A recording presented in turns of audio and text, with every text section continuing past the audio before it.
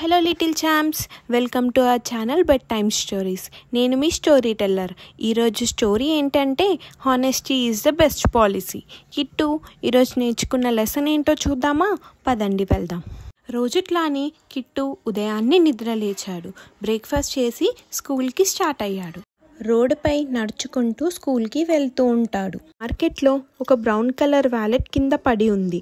కానీ అది ఉదయం కాబట్టి అందరూ వాళ్ళ పనులకు బిజీగా వెళ్తున్నారు. వ్యాలెట్ని ఎవ్వరూ చూడట్లేదు. అటువైపుగా వెళ్తున్న కిట్టుకి ఆ వ్యాలెట్ కనిపిస్తుంది. కిట్టు ఆ వ్యాలెట్ని తీసుకొని అరెరే, ఈ వ్యాలెట్ని ఎవరో పాడేసుకున్నారే అని అనుకొని పక్కనే ఉన్న బెంచ్పై కూర్చొని ఓపెన్ చేస్తాడు. దాంట్లో చాలా డబ్బులు ఇంకా కార్డ్స్ ఉంటాయి.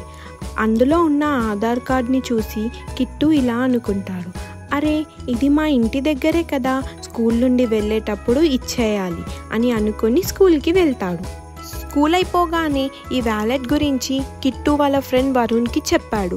అప్పుడు వరుణ్ కిట్టుతో, అరే కిట్టు, దీంట్లో చాలా డబ్బులు ఉన్నాయి, ఇంకా ఇది మనకు దొరికినట్లు ఎవ్వరికీ తెలియదు కదా, అందుకనే ఇది మనమే ఉంచేసుకుందాం అని సలహా ఇస్తాడు.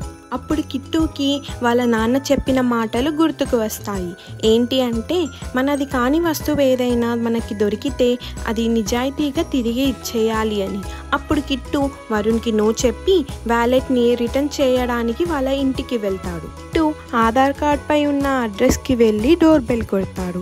అప్పుడు ఒక అతను డోర్ ఓపెన్ చేయగానే కిట్టు, హలో అండి, ఈ వ్యాలెట్ నాకు మార్నింగ్ మార్కెట్లో దొరికింది అని చెప్పగానే అతను బయటకు వచ్చి, ఈ వ్యాలెట్ నాదే, థ్యాంక్ యూ సో మచ్ బాబు అని కిట్టు నిజాయితీని మెచ్చుకొని ఎన్వెలాప్లో కొంత డబ్బుని పెట్టి కిట్టుకి గిఫ్ట్గా ఇస్తాడు. అప్పుడు కిట్టు, వద్దు అండి, నేను మా నాన్న చెప్పినట్టు మీ వస్తువు మీకు తిరిగి ఇచ్చాను అంతే అని చెప్పి ఇంటికి రిటర్న్ నడుచుకుంటూ వెళ్ళిపోయాడు. కిట్టు ఇంట్లోకి వెళ్ళగానే వాళ్ళ అమ్మ డిన్నర్ ప్రిపేర్ చేస్తుంది. వెంటనే రూమ్లోకి వెళ్ళి ఫ్రెష్ అప్ అయ్యి డ్రెస్ చేంజ్ చేసుకొని బయటకి వస్తాడు. వాళ్ళ నాన్నతో కలిసి డిన్నర్ చేస్తూ ఇవాళ జరిగిందంతా చెప్పాడు. అప్పుడు వాళ్ళ నాన్న కిట్టుని మెచ్చుకొని ప్రౌడ్గా ఫీల్ అవుతాడు. కిట్టు వాళ్ళ అమ్మా నాన్నకి గుడ్ నైట్ చెప్పి తన రూమ్లోకి వెళ్ళి నిద్రపోయాడు.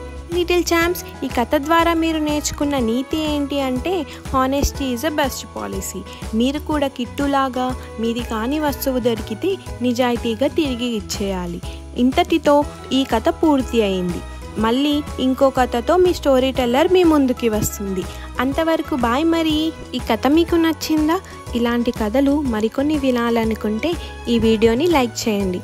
ఛానల్ని సబ్స్క్రైబ్ చేసుకొని బెల్ కొట్టడం మర్చిపోకండి.